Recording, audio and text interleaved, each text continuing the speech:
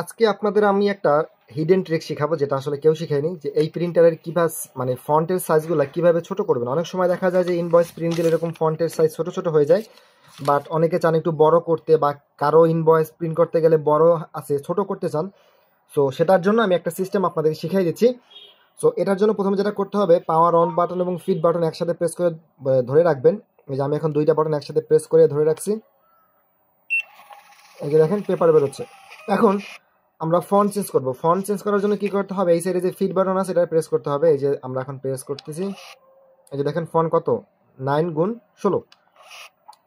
এবার কিন্তু আরো ছোট হয়ে গেছে, দেখেন 8x16। এখন কত, 9x24। এখন কত, 10x24। এখন আপনার এখান থেকে যে সাইজটা লাগবে সেই সাইজটা আপনি সিলেক্ট করে রাখবেন। আমরা একটু বড় করে এই যে এটা দিলাম 1660। দেখেন অনেকগুলো কিন্তু ফন্ট আছে, দেখেন এই যে 1816। তো আমরা সব থেকে বড়টা দিয়ে রাখলাম।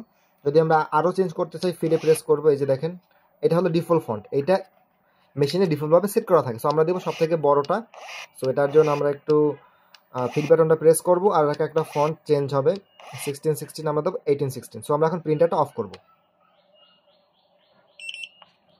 এরপর আমরা যখন কোনো ইনভয়েস প্রিন্ট দেবো তখন কিন্তু এটা চেঞ্জ হয়ে যাবে। আমি দেখাচ্ছি কিভাবে এটা করবেন।